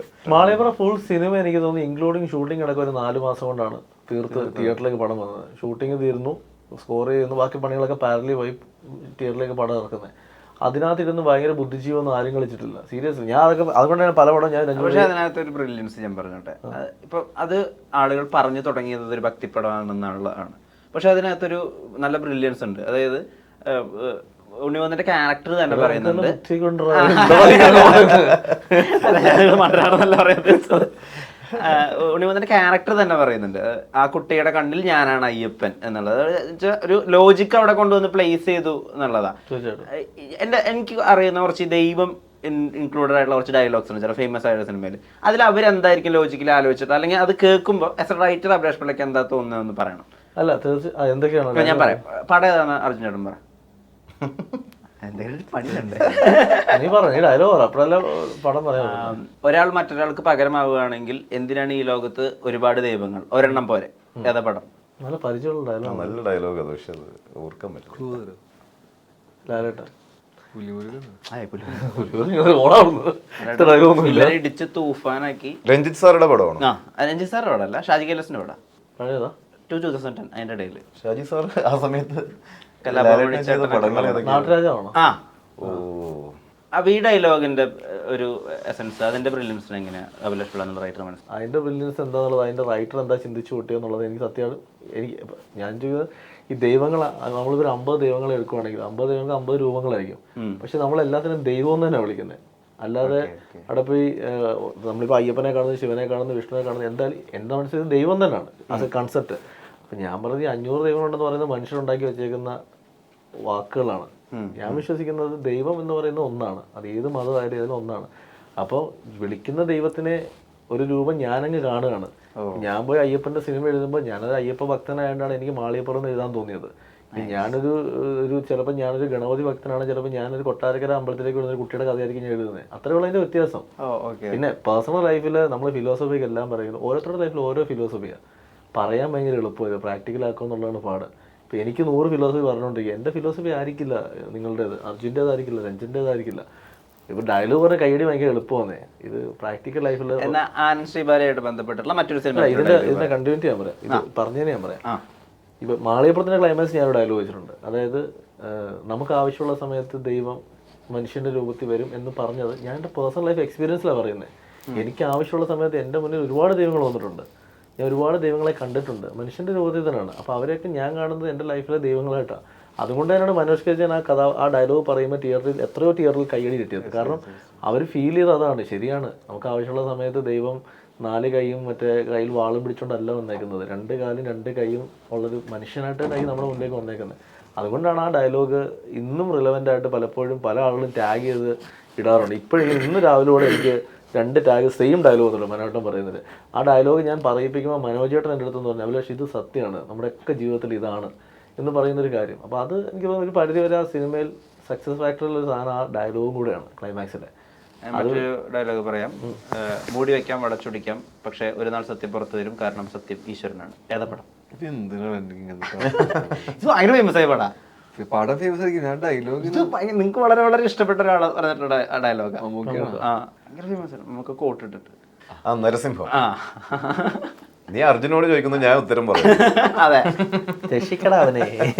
അത് ആ ഒരു ഡയലോഗിൽ ആനന്ദ് ശ്രീബാലയ്ക്ക് തമ്മിൽ എന്തെങ്കിലും സാമ്യമുണ്ടോ? ഇതൊന്നും ആനന്ദ് ശ്രീബാലയായിട്ട് ബന്ധമുണ്ടെന്ന് എനിക്കറിയില്ല. ഇത് ആനന്ദ് ശ്രീബാലയിലെ ഇപ്പൊ ഈ പറഞ്ഞ ഡയലോഗിന് റിലവൻ്റ് ഉണ്ട്. കാരണം സത്യം എത്ര മൂടി വെച്ചാലും ഒരു നാൾ പുറത്തു വരും എന്ന് പറയുന്നത് ആനന്ദ് ശ്രീബാലയ്ക്ക് റിലവൻ്റാണ്. കാരണം വർഷങ്ങളായിട്ട് മൂടി വെച്ചിരിക്കുന്ന ഒരു സത്യം പുറത്തു കൊണ്ടുവരാൻ ശ്രമിക്കുന്ന ഒരു കാര്യം സിനിമയിലുണ്ട്, 100% അത് ഞാനും പറയുന്നു. കാരണം എത്രയൊക്കെ സത്യം മൂടി വെച്ചാലും ഒരു നാൾ സത്യം പുറത്തു വരും. എത്രയൊക്കെ അതിനെ മാനിപ്പുലേറ്റ് ചെയ്യാൻ ശ്രമിച്ചാലും എങ്ങനെയെങ്കിലും സത്യം പുറത്തു വന്നിരിക്കും. അത് എത്ര വർഷം കഴിഞ്ഞാലും. അത് എത്രയോ കേസുകൾ നമ്മൾ കണ്ടിട്ടുണ്ട്. ഈ സിനിമയിൽ ഞാൻ പറയുന്നു, ഈ സിനിമയുടെ ടീസർ കാണുമ്പോൾ അറിയാം, ബേസ്ഡ് ഓൺ ട്രൂ ഇവൻറ്റ്സ് എന്നാണ് പറഞ്ഞേക്കുന്നത്. നടന്ന കുറേ സംഭവങ്ങളെ ഒരുമിപ്പിച്ചിട്ടാണ് ഈ കഥ റെഡിയാക്കിയിരിക്കുന്നത്. ആ കഥയിലൂടെ may be as a writer ഞാൻ പറയാൻ ശ്രമിക്കുന്നത് ചിലപ്പം ഒരു എന്തെങ്കിലും എന്നിലൂടെ ഒരു സത്യം പുറത്തു വരാൻ പറ്റുവാണെങ്കിൽ അങ്ങനെ ഞാൻ ശ്രമിച്ചിട്ടുണ്ട്. അതെന്താണ് ഏതാണെന്നുള്ളതല്ല, കുറേ സംഭവങ്ങളെ ഇങ്ങനെ കൂട്ടി യോജിപ്പിച്ചിട്ടുണ്ട്. ഈ കേരളം മൊത്തം ചർച്ച ചെയ്തിട്ടുള്ള ഒരു പെൺകുട്ടിയുടെ തിരോധനവുമായി ബന്ധപ്പെട്ടിട്ടുള്ള, അല്ലെങ്കിൽ എല്ലാവർക്കും ഇപ്പോഴും ആകുലതയുള്ള, ആശങ്കയുള്ള, അല്ലെങ്കിൽ നമുക്ക് എന്താ മനസ്സിലാവാത്ത ഒരു ഏരിയ ഇപ്പോഴും ഉണ്ട്. ആ സ്പെസിഫിക് ഒരു പെൺകുട്ടികളല്ല, ഒരുപാട് പെൺകുട്ടികൾ. ഇപ്പൊ നിങ്ങൾ സ്പെഷ്യൽ എടുത്തു വെച്ചാൽ എനിക്കറിയാം ഏത് കേസാണ്. മിഷേൽ ഷാജി കേസാണ് നിങ്ങൾ ചോദിക്കുന്നത്. അതേപോലെ തന്നെ തിരോധാനമുള്ള മിഷേൽ ഷാജിയുടെ ബോഡി കിട്ടി, അത് നമുക്കറിയാം സൂയിസൈഡ് ആണെന്ന് പറഞ്ഞിട്ടാണ് കേസ് അങ്ങനെ പോകുന്നത്. ഇന്നും അത് റിലവൻ്റ് ആയിട്ട് പേരൻസ് അടക്കമുള്ള ഒരു CBI അന്വേഷണം വേണമെന്ന് പറഞ്ഞ് കോടതിയിലും മുഖ്യമന്ത്രിക്കൊക്കെ പരാതി കൊടുത്തിരുന്നത് റിലവൻ്റ് ആയിട്ടുള്ള ചോദ്യമാണ്. കാരണം എന്ന് വെച്ചാൽ എനിക്ക് പേഴ്സണൽ എൻ്റെ വീടിൻ്റെ വളരെ അടുത്താണ് ഈ സംഭവം. ഞാൻ ചോറ്റാനിക്കര ഇത് പിറവത്തോളം സംഭവിച്ചിരിക്കുന്നത്. എത്രയോ പത്രങ്ങളിലും ഇന്നും സോഷ്യൽ മീഡിയയിലും ചാനലുകളും ഒക്കെ ചർച്ച ചെയ്യുന്നൊരു ചോദ്യമാണത്, ഈ മിഷേൽ ഷാജിക്ക് എന്ത് സംഭവിച്ചുള്ളത്. അതേപോലെ തന്നെ ജസ്നയുണ്ട്. ജസ്നയുടെ കേസ് ഇതേപോലെ നമ്മുടെ മുന്നിലുള്ളതാണ്. ജസ്നെ കാണാതെ പോയിട്ട് എത്രയോ വർഷങ്ങളായി, ജസ്നെ തിരിച്ചു കിട്ടിയിട്ടില്ല. അപ്പം അങ്ങനെ കേരളത്തിൽ ഈ സിനിമത്തിൻ്റെ ഡയലോഗ് പറയുന്നുണ്ട്, ഒരു ഡയലോഗിൽ അത് കൗണ്ട് തന്നെ പറയുന്നുണ്ട്, കൃത്യമായിട്ട് പറയുന്നുണ്ട്. കാരണം നമ്മുടെ ചുറ്റും നമ്മൾ എടുത്തു നോക്കുകയാണെങ്കിൽ ഒരു വർഷം എത്രയോ കുട്ടികളെയാണ് മിസ്സാവുന്നത്, അല്ല എത്രയോ കുട്ടികളാണ് മരിക്കുന്നത്. ഇത് സൂയിസൈഡുണ്ട്, കൊലപാതകമുണ്ട്. അപ്പം പലപ്പോഴും ഈ കേസുകൾ ഒരു സമയത്തിനപ്പുറത്തേക്ക് പത്രവാർത്തകളിലോ അല്ലെങ്കിൽ വാർത്താ പ്രാധാന്യത്തിൽ നിൽക്കില്ല. അങ്ങനെ നിന്നേക്കുന്ന വളരെ ചുരുക്കം കേസുകളൊന്നാണ് ഇപ്പം നിങ്ങൾ ചോദിച്ച ഇത്. അതുകൊണ്ടാണ് ഈ സിനിമയുടെ ചില ടീസറൊക്കെ കാണുമ്പോൾ സംശയത്തോടെ അതിൻ്റെ താഴെ വന്ന് ഇതാണോ ചോദിക്കുന്നത്. അങ്ങനെയല്ല, ഈ സിനിമയുടെ സ്ക്രിപ്റ്റ് ചെയ്യുമ്പോൾ ഈ കഥയ്ക്ക് അനിവാര്യമായ കുറേ റെഫറൻസ് ഞങ്ങൾ എടുത്തിട്ടുണ്ട്. അത് നമ്മുടെ ചുറ്റും നടന്നേക്കുന്ന റിയൽ ഇൻസിഡൻസ് എടുത്തിട്ടാണ് അതിലെങ്ങനെയായിരിക്കും ഇത് സംഭവിച്ചിരിക്കുന്നത്, അല്ലെങ്കിൽ അതിലെന്തൊക്കെയാണ് ഫൈൻഡിങ്സ് എന്ന് എടുത്തിട്ടുണ്ട്. പക്ഷേ ഈ സിനിമ ഞങ്ങളൊരു എൻ്റെ മൈൻഡിലൊരു കഥയെ ഫിക്ഷൻ രൂപത്തിൽ ഡെവലപ്പ് ചെയ്തിട്ട് അതിലേക്ക് കുറേ സാധനങ്ങൾ ആഡ് ചെയ്തിട്ടുണ്ട്. അതാണ് ഈ പറയുന്ന ഈ ചോദിച്ച ചോദ്യത്തിൻ്റെ കാരണം. അതും അതിൻ്റെ ഉത്തരം ഇത് തന്നെയാണ് പറയുന്നത്. അത് കാണുമ്പോൾ ചിലപ്പം ഇന്ന കേസുമായിട്ട് നമുക്ക് സാമ്യത തോന്നാം, അല്ലെങ്കിൽ മറ്റൊരു കേസുമായിട്ട് സാമ്യത തോന്നാം. പക്ഷെ എന്തൊക്കെയാണെങ്കിലും ആഫ്റ്റർ ഓൾ ഈ മുമ്പേ പറഞ്ഞ ഡയലോഗ് എനിക്കും പറയാനുള്ളത്. കാരണം എത്രയൊക്കെ മൂടി വെച്ചാലും സത്യം ഒരു നാൾ പുറത്തു വരണം. അതിന് ചിലപ്പം നമ്മളൊരു നിമിത്തമാവാം. കാരണം എനിക്കും അല്ലെങ്കിൽ ഞങ്ങൾക്ക് ഇത് പറയാൻ പറ്റുന്ന ഒരേ ഒരു മേഖല സിനിമയിലൂടെ മാത്രമാണ്. വേറൊരു വഴി അറിയില്ല. ഒരു മൈക്ക് എടുത്തുകൊണ്ട് സംസാരിച്ച് ചിലപ്പോൾ നമ്മൾക്കെതിരെ എങ്ങനെ പ്രതികരിക്കുന്നത് പറയാൻ പറ്റില്ല. അപ്പം നമ്മുടെ മീഡിയം സിനിമയാണത് പറയാനുള്ളത്. ഞാനിത് എൻ്റെ എല്ലാ സിനിമകളും, എൻ്റെ കടാവർ മുതൽ ഇപ്പോൾ ആനന്ദ് ശ്രീബാല എല്ലാ സിനിമകളും ബേസ്ഡ് ഓൺ റിയൽ സ്റ്റോറിയാണ്. മാളികപ്പുറം നടന്ന സംഭവമാണ്. ഈ പറയുന്ന നൈറ്റ് ഡ്രൈവും 10ാം വളവും കടാവറും നടന്ന സംഭവമാണ്. 10ാം വളവ് ചെയ്തതിന് ശേഷം എനിക്ക് ഓർമ്മയുണ്ട്, 10ാം വളവ് കോവിഡ് സമയത്താണ് റിലീസാവുന്നത്. അപ്പോൾ തിയേറ്ററിൽ അത്ര വലിയൊരു അക്സെപ്റ്റൻസ് കിട്ടാതെ വരും. എന്ന് വെച്ചാൽ ആ സമയത്ത് തിയേറ്ററിലേക്ക് ആൾ വരികയില്ല. പിന്നീട് ചാനലുകൾ വരികയും OTT വരികയും സമയത്ത് എല്ലാവരും മെസ്സേജ് ഇട്ടത് നമുക്ക് ഭയങ്കര ഫീലായ സിനിമയാണ്. അപ്പോൾ എൻ്റെ അടുത്ത് പലരും ചോദിച്ചു അത് അങ്ങനെ ട്രീറ്റ് ചെയ്തത്. ഞാൻ പറഞ്ഞു അത് നടന്ന റിയൽ സ്റ്റോറിയാണ്, മലപ്പുറത്ത് നടന്ന റിയൽ സ്റ്റോറിയാണ്, എല്ലാവർക്കും അറിയാവുന്ന കേസാണ്. അതിനെ എനിക്ക് ഒരിക്കലും വളച്ചൊടിക്കാൻ പറ്റില്ല. അതിൻ്റെ വെർഡിക്റ്റ് വന്നതാണ്, അതിൻ്റെ പ്രതിയെ കണ്ടുപിടിച്ചതാണ്, അതിൻ്റെ വിധി വന്നതാണ്. അപ്പോൾ എനിക്ക് അങ്ങനെ ചെയ്യാൻ പറ്റും. പക്ഷേ ഈ സിനിമയിൽ ഞാൻ കൈകാര്യം ചെയ്യുന്ന വിഷയത്തിന് അങ്ങനെ ഒരു തലമില്ല. അതുകൊണ്ട് തന്നെ അത് എൻ്റെ സ്വാതന്ത്ര്യത്തിന് എൻ്റെ ഇമാജിനേഷനിൽ അത് ഇങ്ങനെ വന്നുകൂടെ എന്ന് പറഞ്ഞിട്ടാണ് ഞാനത് കൺക്ലൂഡ് ചെയ്തിരിക്കുന്നത്. അപ്പോൾ അതാണ് ഇതിൻ്റെ ഒരു സർപ്രൈസ് ഫാക്ടർ. അത് ആരാണ്, ഹു ഇസ് ദ കില്ലർ എന്നൊരു സാധനം. ഇതെനിക്കൊന്നും ഈ പടത്തിൽ അഭിനയിച്ചിരുന്ന പലർക്കും അറിയില്ല ഇതിൻ്റെ ക്ലൈമാക്സ്. പല ആളുകൾക്കും അറിയില്ല. പല ആളുകൾക്കും അത് ഇന്നും ചോദിച്ചുകൊണ്ട് ചോദിച്ചാൽ ശരിക്കും ആരാടാ ക്ലൈമാക്സ് അറിയോ? എനിക്കറിയാം. ആ സീനിൽ അർജുൻ ഉള്ളതുകൊണ്ട് അർജുൻ അറിയാം, രഞ്ജൻ അറിയാം, കാരണം സ്കോർ ചെയ്ത ആളാണ്. പക്ഷേ നിങ്ങൾ കഥ പറഞ്ഞിട്ടുണ്ട് ഷൂട്ട്, നിങ്ങൾ മറക്കണ ഈ കാര്യം. പല ഇന്റർവ്യൂ നിങ്ങൾ പറഞ്ഞ അഭിനയിച്ചുകൊണ്ട് അറിയാം. അല്ല, അർജുനോട് ശരിക്കും പറഞ്ഞാൽ നമ്മൾ ഫുൾ സ്റ്റോറി പറയുമ്പോൾ അർജുൻ അറിയാൻ പറ്റും. പക്ഷെ പല ആർട്ടിസ്റ്റുകളെ നമ്മൾ പറയാത്ത വേറൊന്നുകൊണ്ടല്ല, ഒരു ക്യൂരിയോസിറ്റി എവിടെയെങ്കിലും വരുമ്പോൾ നമുക്ക് ആ തിയേറ്ററിൽ നിന്ന് കിട്ടുന്ന ഒരു സർപ്രൈസ് എലമെന്റ് മിസ്സായി പോകും. അതുകൊണ്ടാണത്. എന്നിട്ട് ഇപ്പോൾ ഈ ഒരു പടം മൊത്തം മേക്ക് ചെയ്യുന്ന ഒരു ഓർഡർ ഉണ്ടല്ലോ, ഇപ്പോൾ സീൻ ഓർഡറിൽ തന്നെ മേക്ക് ചെയ്യണത്. ചില പടങ്ങൾ സീൻ ഓർഡറിലല്ല ഷൂട്ട് ചെയ്യുക. അങ്ങനത്തെ കാര്യങ്ങളൊക്കെ, അങ്ങനെ ടെക്നിക്കൽ ആയിട്ടുള്ള കാര്യങ്ങളൊക്കെ ഹെൽപ്പ് ചെയ്യും ഒരു ക്യാരക്ടർ ആവാൻ വേണ്ടിയിട്ട്.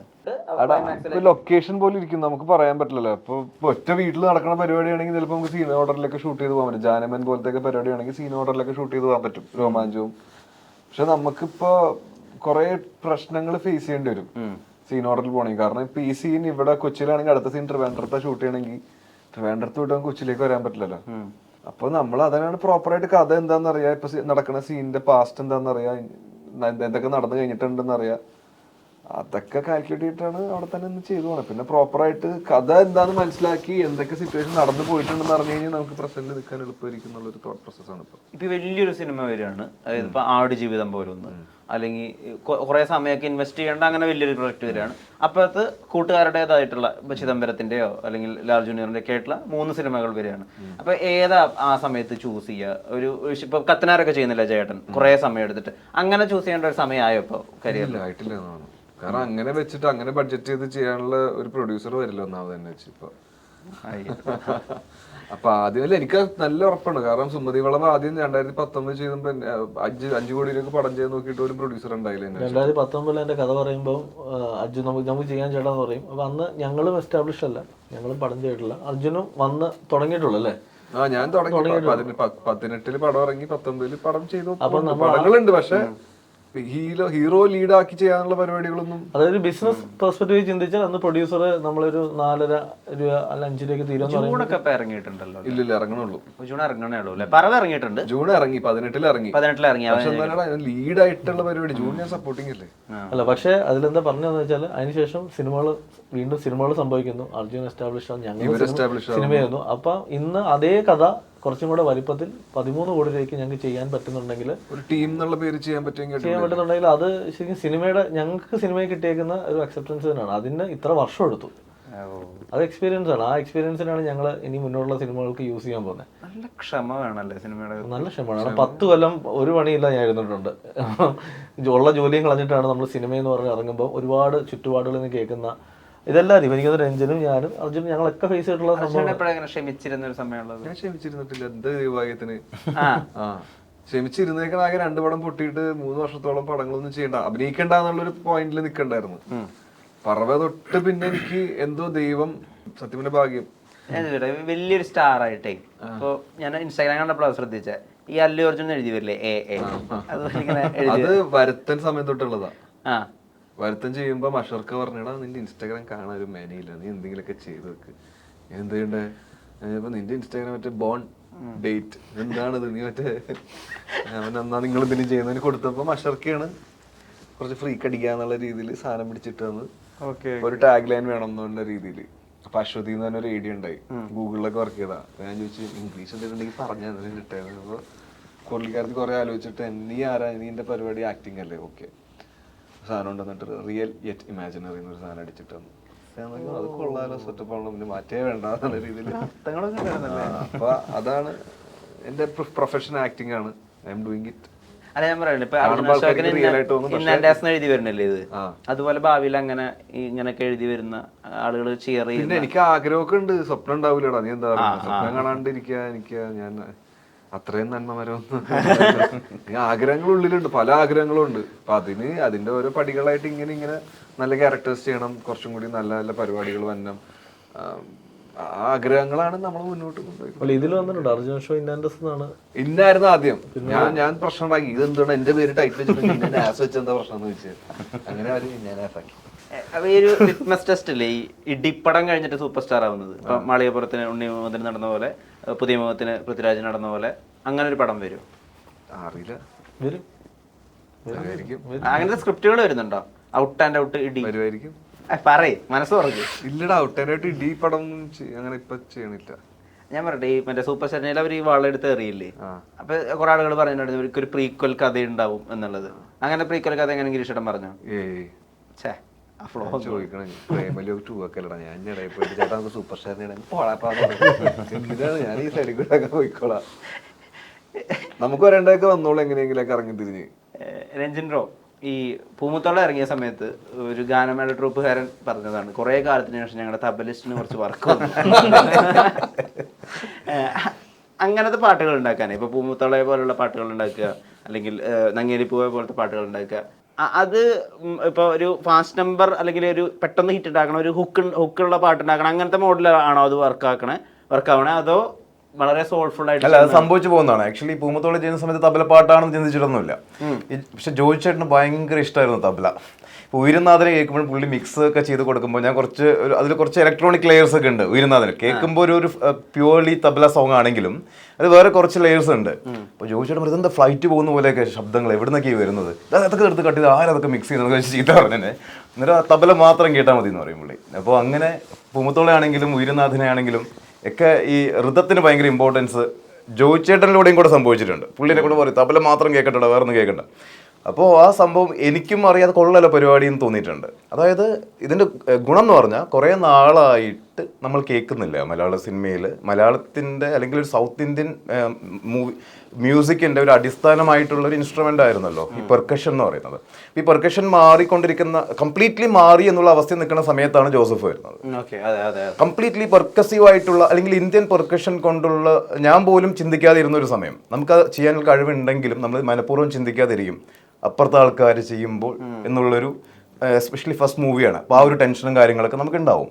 അപ്പോൾ ഞാനത് ചിന്തിച്ചിട്ടില്ല. അപ്പോൾ അങ്ങനെ ഒരു സപ്പോർട്ട് കിട്ടിയതുകൊണ്ട് ചെയ്തപ്പോഴാണ് മനസ്സിലായത് അങ്ങനെ ഒരു ഓഡിയൻ, അതൊരു വാക്യൂമായിട്ട് വലിയൊരു ഓഡിയൻ കിടപ്പുണ്ട്, അത് കേൾക്കാൻ കൊതിച്ചിട്ട്. അപ്പോൾ പിന്നെ പപ്പേട്ടൻ്റെ കൂടെയൊക്കെ ജോയിൻ ചെയ്യുന്നു, 10ാം വിളവ് അഭി എഴുതുന്നു.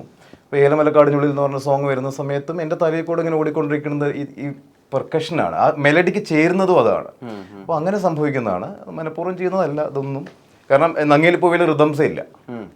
ഇപ്പം ഈ പറഞ്ഞ അമ്മ സോങ്ങിൽ റിതംസേ ഇല്ല. നമ്മുടെ ഈ പടത്തിൽ ഓൺലി ഗിറ്റാർ ബാക്കിംഗ് മാത്രം, പിയാനോ ബാക്കിംഗ് മാത്രമേ ഉള്ളൂ.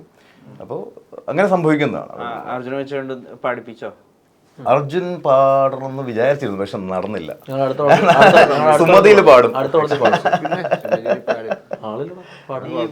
അർജുൻ നല്ല പാടുകാരനാണ്. വിജയ്ക്കും മണിച്ചേട്ടനൊക്കെ ഉണ്ടായിരുന്നു അങ്ങനെ ഒരു പാക്കേജ്, ഒരു പടത്തിൽ അവർ അഭിനയിക്കുകയും ചെയ്യും, ഒരു പാട്ടും പാട്ടും. അതും പുറത്ത് പാടിയിട്ടുണ്ടല്ലോ. ആഹാ ഒരു പടത്തിൽ അത് മാത്രമല്ല വേറെ ടർബോയില് ഇൻട്രോ അർജുനാണ്. അതൊരു ഭയങ്കര ഫാൻ ബോയ്. അർജുൻ നല്ല മ്യൂസിക് സെൻസ് ഉള്ള ഒരു മൂടായിരുന്നു. അത് ലൈവ് കേട്ട ആളാ ഞാൻ, റെക്കോർഡ് ചെയ്യുമ്പോൾ തിയേറ്ററിൽ പോയിട്ട് അത് കാണാൻ വേണ്ടി ഇങ്ങനെ എവിടെ വരാത്തുണ്ട്. എങ്ങനെയാ അപ്രോച്ച് ചെയ്ത സമയത്ത്? അല്ല, ക്രിസ്റ്റോ പരിചയമുണ്ടല്ല, ക്രിസ്റ്റോ കേട്ടിട്ടുണ്ട് അവന് ഹൈനോന്റെ വോയിസ് ഹൈനോട്ട് അറിയാം. അപ്പൊ കുറച്ച് പണിയെടുത്തേണ്ടി വന്നു, കാരണം അങ്ങനെ വലിയ ഗായകനൊന്നും അല്ലല്ലോ ഞാൻ. അപ്പൊ അവന് ആ വോയിസ് കിട്ടണം എന്ന് പറഞ്ഞു. അപ്പൊ അങ്ങനെ പോയി ചെയ്ത് കുറച്ച് പണിയൊക്കെ നടത്തി ലെയറൊക്കെ ചെയ്തപ്പോ സെറ്റായി. ഈ ടർബോ ജോസ് ഇങ്ങനെയാണ് നമുക്ക് ഇടിയോടിയാണ് ടർബോ പഞ്ച് അങ്ങനെയൊക്കെ ബ്രീഫ് ചെയ്തത്. അതൊക്കെ എനിക്കറിയാം. ടർബോ മമ്മൂക്ക പടത്തിനെ പറ്റി അന്വേഷിക്കാതിരിക്കും. കാരണം എനിക്ക് തോന്നുന്നത് ബ്രഹ്മയുഗം കഴിഞ്ഞിട്ട് നേരെ ടർബോയിലേക്ക് ജോയിൻ ചെയ്തത്. അപ്പൊ ഇതിന്റെ വിശേഷം ഇങ്ങനെ നമുക്ക് പറയായിരുന്നു. ഇപ്പൊ എങ്ങനെയുണ്ട് ആ സൗഹൃദത്തിന്റെ ലെവൽ? വിളിച്ചാലൊക്കെ സംസാരിക്കാൻ ആ റേഞ്ചിലേക്ക് എത്തി? പോയാ കിടന്നു. ഞാൻ ജോർജ് ചേട്ടനെ വിളിക്കും, നമുക്ക് അങ്ങനെ ഡയറക്റ്റ് വിളിക്കില്ല. ആസ് എ ഫാൻ ഞാൻ ചോദിച്ചോട്ടെ അർജുൻ ചേട്ടാ, ഇപ്പൊ അദ്ദേഹത്തിന്റെ അടുത്ത സിനിമയുടെ സെലക്ഷനെ പറ്റിയൊക്കെ ആളുകൾ സംസാരിക്കുന്നുണ്ട്. അദ്ദേഹം ആന്റഗോണിസ്റ്റും വിനായകൻ പ്രൊട്ടഗോണിസ്റ്റും, അതായത് വിനായകൻ നായകനും അദ്ദേഹം വില്ലനും, അങ്ങനത്തെ ഒരു പടമാണ് ഉണ്ടാവണം എന്നൊക്കെയാണ് നമ്മൾ അറിയുന്നത്. അതൊക്കെ ശരിക്കും നിങ്ങളുടെ വളർന്നു വരുന്ന ആക്ടേഴ്സിന് അത് ഭയങ്കര പ്രചോദനമല്ലേ സത്യം പറഞ്ഞാൽ? നമ്മളിപ്പോ ഒരു ഹീറോ മെറ്റീരിയൽ മാത്രമായി പോകണം എന്നുള്ള സാധനം ബ്രേക്ക് ചെയ്യും അവിടെ. അപ്പൊ നമ്മള് ചിന്തിക്കേണ്ട, നമുക്ക് ഇനി എന്തും ചെയ്യാം, നമുക്ക് ഫ്രീഡം തന്നു നമുക്ക് ഓൾറെഡി. കാരണം നമുക്ക് അവിടെ അവിടെ അതിൽ പൊളിച്ചുകൊണ്ടിരിക്കുമ്പോൾ നമ്മൾക്കും ചെയ്താൽ കൊള്ളാന്നൊരു ആഗ്രഹം നമുക്ക് ഉള്ളിൽ ഉണ്ടാക്കുന്നതാണ്. ഇപ്പൊ ഹീറോ മാത്രമാണെങ്കിൽ ഞാൻ ഈ സപ്പോർട്ടിങ് പരിപാടികളെല്ലാം നിർത്തി ഫോക്കസ് ചെയ്ത് ഇടിപ്പടം മാത്രം വരാൻ വേണ്ടി വെയിറ്റ് ഒക്കെ ചെയ്ത് അതിന്റെ ആവശ്യമില്ല. നമുക്ക് പല ക്യാരക്ടേഴ്സ് ചെയ്യണം, പല രീതിക്ക് പല കലക്കം കഥകൾ ഒരു ഭാഗമാവണം. അങ്ങനെ ചിന്തിക്കുമ്പോഴും വില്ലൻ വരുമ്പോ നമ്മൾക്ക് ഒരു മൈൻഡിൽ വരുമല്ലോ, വില്ലൻ ചെയ്യണോ ഇപ്പൊ, വില്ലൻ ചെയ്ത ആ ചിന്ത കട്ടായി കളഞ്ഞിട്ടുണ്ട്. അപ്പൊ നമുക്ക് വില്ലൻ ചെയ്യാം, റെഡി വാ ചെയ്യാം. ചെയ്തിട്ടില്ലല്ലോ വരുത്തനേഷം അജഗജാന്തരത്തില് അതിനുശേഷം പുറത്തുനിന്നൊക്കെ വരുന്നുണ്ടോ? വെയിറ്റ് പറയാം. അല്ല നിങ്ങൾക്ക് ശിവകാർത്തികനായിട്ടുള്ള ഫോട്ടോ ഒക്കെ ഉണ്ട് പുറത്തുനിന്നൊക്കെ പറയാം. ശരിക്കും ശിവകാർത്തികനാണെന്ന് ഞാൻ പറയല്ല, സമയമാകുമ്പോ പറയാം. ഇപ്പൊ എങ്ങനെ പോട്ടെ. തമിഴ്, തെലുങ്ക്, ഹിന്ദി, ഉറുദു പറയാനുള്ള സമയമായിട്ട് എന്റെ ഒരു സുഖം ഇല്ലാതായി കളയല്ലേ ഞാൻ പറയുമ്പോ ആൾക്കാർ മറ്റേ എനിക്കൊരു എക്സൈറ്റ്മെന്റ് ഉണ്ടല്ലോ പറയേണ്ട സമയത്ത് പറയും. ഇനി ഇപ്പൊ പറഞ്ഞു കഴിഞ്ഞിട്ട് അവിടെ തന്നെ പുറത്താക്കി ഞാൻ നാണം കെടും. അതിന് ഉറപ്പായിട്ട് ഒപ്പിടട്ടെ. അങ്ങനെ സംഭവിക്കട്ടെ. ഓൺ ബോർഡ് അതെ. ദേവാസുരം കണ്ടതാണ് ഒരു തിരക്കഥാകൃത്താവാനുള്ള ഇൻസ്പിറേഷൻ എവിടെയോ വായിച്ചിട്ടുണ്ട്. തിരക്കഥ വായിക്കും, പിന്നെ സിനിമ അതിനെ ഡിസെക്ട് ചെയ്ത് കാണുകയൊക്കെ ചെയ്തെന്ന് കേട്ടിട്ടുണ്ട്. അപ്പോൾ ഒരു മോഹൻലാൽ, ഒരു മമ്മൂട്ടി, അങ്ങനെ തിരക്കഥകളോ സ്റ്റോറി ലൈനോ വൺ ലൈനുകളോ ഉണ്ടോ കയ്യിൽ? അല്ല, ഓൾറെഡി സംസാരം നടന്നുകൊണ്ടിരിക്കുകയാണ്, ഡിസ്കഷൻ നടന്നുകൊണ്ടിരിക്കുകയാണ്, സംഭവിക്കും. അല്ല, ഏതെമ്മായിരിക്കും ഇപ്പോൾ? രണ്ടെമ്മും വരണമല്ലോ, അതാണ് നമ്മുടെ ആഗ്രഹം. രണ്ടുപേരുടെയും കൂടെ വളരെ ലെജൻഡ്സിനൊപ്പം പടം ചെയ്യുക എന്നുള്ളതാണ് ഏതൊരു റൈറ്ററുടെ ഏതൊരു ഡയറക്ടറുടെ ഏറ്റവും വലിയ ആഗ്രഹം. അപ്പം ഞാൻ ഏറ്റവും കൂടുതൽ ആഗ്രഹിക്കുന്നത് അവരുടെ ഒപ്പം പടം ചെയ്യുക എന്നുള്ളതാണ്. അത് കുറേ നാളായിട്ട് നമ്മുടെ ആഗ്രഹമാണ്. ആഗ്രഹം ദൈവം ഇങ്ങനെ സാധിപ്പിക്കാനുള്ള വഴികളിലേക്ക് എത്തിച്ചുകൊണ്ടിരിക്കുന്നു. അങ്ങനെ ഞാൻ ചോദിച്ചോട്ടെ, തമിഴിലൊക്കെ പോയി പടം ചെയ്തിട്ടുണ്ടല്ലോ. കമൽ സാറിന്റെ വളരെ ഫേമസ് ആയിട്ട് ഡയലോഗ് ഉണ്ട്, ഈശ്വരവിശ്വാസിയായ അഭിലാഷനോടാണ് ഇത് ചോദിക്കുന്നത്. അതായത് കടവുൾ ഇല്ലെന്നാ സൊല്ലല്ല ഇരുന്നാ നല്ല ഇരിക്കുന്നു. കമൽ സാർ ഒരു പടം ചെയ്യാൻ വിളിച്ചാൽ ആസ് എ റൈറ്റർ അപ്പൊ ഒരു ക്ലാഷ് ഉണ്ടാവോ? ഒരിക്കലില്ല. കമൽ സാറ് ദശാവതാരം അടക്കമുള്ള സിനിമയുമ്പോൾ അതിനകത്ത് കമൽ സാറ് ഇതേപോലെ ദൈവത്തെ പറ്റിയുള്ള ഡയലോഗ്സ് കൊടുത്തിട്ടുണ്ട്. ഒരിക്കലും അദ്ദേഹത്തിൻ്റെ പേഴ്സണൽ ബിലീഫ് സിനിമയിലേക്ക് അദ്ദേഹം കൊണ്ടുവരാൻ ശ്രമിച്ചിട്ടില്ല. അത് ചില സിനിമകളുടെ ഡയലോഗ് മാത്രമാണ്. അദ്ദേഹം ഒരു പടത്തിന് വിളിച്ച് അദ്ദേഹത്തിനെ വിളിച്ച് ഞാൻ പോയി ചെയ്തതിന് എനിക്കെന്താ പ്രശ്നം, അദ്ദേഹത്തിന് എന്തായിരിക്കും പ്രശ്നം? ഒരു പ്രശ്നമില്ല. ഓൾറെഡി അല്ല, അത് അവിടെയാണ് ലെജൻസ് എന്ന് ഞാൻ പറയാൻ കാരണം. ഒരിക്കലും അദ്ദേഹത്തിൻ്റെ വിശ്വാസം ഇപ്പോൾ അദ്ദേഹം ഈശ്വരൻ ഇല്ലാന്ന് വിശ്വസിക്കുന്ന ആളാണെങ്കിൽ അദ്ദേഹം പറയുകയാണോ എൻ്റെ സിനിമ അഭിനയിക്കുന്ന എല്ലാവരും അല്ലെങ്കിൽ എൻ്റെ സിനിമ ഇറക്കിയ ടെക്നീഷ്യൻസ് ഒക്കെ ഈശ്വരവിശ്വാസം ഇല്ലാത്തവരാണോ എന്ന് അദ്ദേഹം ഒരിക്കലും പറയാറില്ല. അദ്ദേഹമൊക്കെ ലെജൻസാണ്. അദ്ദേഹത്തിൻ്റെ പോയിന്റ് അതായിരിക്കും. അത് ആരിലും അടിച്ചേൽപ്പിക്കാൻ പുള്ളി നിൽക്കാറില്ല. ഇപ്പം അതേപോലെ ഇപ്പം ഞാൻ പറയുന്നത് ഞാൻ ഈശ്വരവിശ്വാസിയാണ്, ഞാൻ എന്നിട്ട് കാണുന്ന എല്ലായിടത്തും അതെ നാളെ എൻ്റെ കൂടെ അമ്പലത്തിൽ വേണമെന്ന് ഞാൻ പറയാറില്ല. അതെൻ്റെ വിശ്വാസമാണ്. അതൊരിക്കലും ഞാൻ മറ്റൊരാളേക്ക് അടിച്ചേൽപ്പിക്കാൻ പോകാറില്ല. ഇപ്പം നീ പറഞ്ഞത് നിന്റെ നാക്ക് പൊന്നായിരിക്കട്ടെ, കമൽ സാർ വിളിക്കട്ടെ, വിളിച്ചിട്ട് പടം അവിടെ ചെയ്യാൻ പറ്റട്ടെ.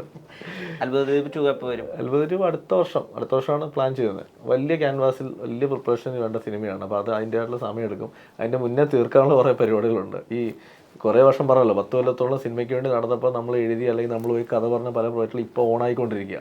അപ്പോൾ അതൊക്കെ തീർക്കണം. പിന്നെ ഡയറക്ഷൻ പരിപാടി അടുത്ത വർഷമുണ്ട്. അപ്പോൾ എല്ലാം കൂടി ഇങ്ങനെ ടൈം അടുക്കിക്കൊണ്ടിരിക്കുക. രണ്ടുപേരോട് ഒരു ചോദ്യം. നിങ്ങളുടെ ഉറ്റ സുഹൃത്തായ ഉണ്ണിമുകുന്ദൻ, അദ്ദേഹം എല്ലാ അർത്ഥത്തിലും ഒരു പാൻ ഇന്ത്യൻ സ്റ്റാർ ആണെന്ന് വരെ അറിയിച്ചിരിക്കുന്നു മാർക്കോന്റെ ടീസറിൽ. അത് മലയാളത്തിൽ അങ്ങനെ ഒരു ക്വാളിറ്റി ഇല്ലാന്നല്ല മറ്റു ടീസറുകൾക്ക്, അതൊരു ഭയങ്കര ബ്രഹ്മാണ്ടമായിപ്പോയി. ഒരു ഭയങ്കര ഗ്രാൻഡ്, ഒരു വയലൻസിനൊക്കെ ഏറ്റവും എസ്തറ്റിക്കലി ജോൺ വിക്കിലൊക്കെ സമീപിച്ച പോലത്തെ ഒരു ഐറ്റം. കൂട്ടുകാരൻ അല്ലെങ്കിൽ ഒപ്പം ജോലി ചെയ്യുന്ന സുഹൃത്ത് എന്നുള്ള രീതിയിൽ അദ്ദേഹത്തിന്റെ ഈ ഒരു അച്ചീവ്മെന്റ് അല്ലെങ്കിൽ അദ്ദേഹത്തിന്റെ ഈ വളർച്ച വളരെ പ്രൗഡാണ്. ഞാനാണെങ്കിലും അഭിയാണെങ്കിലും ഞങ്ങളെല്ലാവരും. കാരണം മാളിപ്പുറത്തിലൂടെയാണ് നിങ്ങൾ കൂടുതൽ എടുക്കുന്നത്. ഞാൻ അതിന് മുന്നേ ഉണ്ണി പ്രൊഡ്യൂസ് ചെയ്തൊരു പടം ബാക്ക്ഗ്രൗണ്ട് സ്കോർ ചെയ്തിട്ടുണ്ട്. അപ്പോൾ ആസ് എ സുഹൃത്ത് ഭയങ്കര പ്രൗഡ് തന്നെയാണ്. കാരണം ഉണ്ണി ഭയങ്കര ഡെഡിക്കേഷനുള്ള ഏതൊരു കാര്യവും വർക്കൗട്ട് ചെയ്യുന്ന രീതി തന്നെ നമ്മൾ പലവിടെയും കാണുന്നുണ്ടല്ലോ. അത്രയും ഡെഡിക്കേഷൻ ഉണ്ട് ഉണ്ണിക്ക്. സിനിമയിലാണെങ്കിലും അതിന്റെ ഔട്ട്പുട്ട് എത്തിക്കാൻ വേണ്ടിയിട്ടുള്ള പിടിച്ച് വർക്ക് ചെയ്യുന്നത്. ഈ കാര്യമൊക്കെ ആദ്യമേ തന്നെ ഇപ്പം പബ്ലിക്കിലേക്ക് പോകുന്നതിന് മുമ്പേ തന്നെ കാണാൻ ഭാഗ്യം കിട്ടിയിട്ടുള്ള കുറച്ച് പേരിൽ ഒരാളാണ് ഞാൻ. അല്ല, ഞാൻ പറഞ്ഞ അവൻ കാണിച്ചു തന്നിട്ടുണ്ട്, അതിന്റെ വിഷ്വൽസ് കാണിച്ചിട്ടുണ്ട്. അപ്പോൾ എനിക്ക് ഭയങ്കര ഡെഡിക്കേഷനാണ്. കാരണം വെച്ചാൽ ഞാൻ ചോദിച്ചിട്ടുണ്ട് ഇത് ഇങ്ങനെയൊക്കെ എടുത്ത് വെക്കുമോ? അവരുടെ പറഞ്ഞാൽ അതർ ലാംഗ്വേജ് നമ്മൾ കൈയടിച്ചിട്ടില്ലേ, എന്തുകൊണ്ട് നമ്മുടെ ഇൻഡസ്ട്രിയിൽ അങ്ങനെ ഒരു പടം ചെയ്തുകൂടാ? ആ തോട്ട് ഭയങ്കര. നമ്മൾ KGF കൈയടിച്ചിട്ടുണ്ട്. അപ്പോൾ അടുത്ത സമയത്ത് കില്ലെന്നൊരു പടം വന്നു. നമ്മൾ അത് സ്റ്റാർട്ടിങ് ടു എൻ്റെ ആക്ഷൻ പടമാണ്. നമ്മളെല്ലാവരും അതിനെപ്പറ്റി സംസാരിച്ചു. അപ്പോൾ ഉണ്ണി ചിന്തിച്ച തോട്ടം വെച്ചാൽ എന്തുകൊണ്ട് മലയാളത്തിൽ അങ്ങനെ ഒരു പടം വന്നുകൂടാ? അങ്ങനെ അത് മാർക്ക് എടുത്തു വെച്ചത് അങ്ങനെയാണ്. ഉറപ്പായിട്ടും അത് 100% പാൻ ഇന്ത്യൻ സിനിമ എന്ന് പറയാം. പിന്നെ ഉണ്ണിക്ക് ആക്ഷൻ എന്ന് വെച്ചാൽ ഭ്രാന്താണ്. അത് ഞാൻ നേരിട്ട് അനുഭവിച്ച ആളാണ്. കാരണം 7 ദിവസം 6-7 ദിവസം കാട്ടിലിട്ട് ഞങ്ങൾ കണ്ടതാണ് ഈ മാളികപ്പുറത്തിലെ ഫൈറ്റ്. അത്രയും ഒരു ഭ്രാന്താണ്. ബാക്കി ഷൂട്ടൊക്കെ നടക്കുമ്പോഴും എനിക്ക് ഉണ്ണി മെസ്സേജ് അയച്ചുകൊണ്ടിരിക്കും, എടാ ആക്ഷൻ സീക്വൻസ് 7 മിനിറ്റ് ഉണ്ട്, നീ ഇപ്പൊ തന്നെ പണി കൊടുക്കും, ഷൂട്ട് നടക്കുക. അപ്പോൾ ബാക്കി ഒന്നിനെ കുറിച്ചും പുള്ളി കൺസേൺ അല്ല. ആക്ഷൻ സീക്വൻസ് തിയേറ്റർ മിക്സ് നടക്കുമ്പോഴും വന്ന് പറയും, രാജേഷിന്റെ മിക്സ് ചെയ്യുന്നത് വന്ന് പറയും, എടാ ആക്ഷൻ സീക്വൻസ്. അപ്പൊ അത്രയും പാഷനാണ് ആക്ഷനോട്.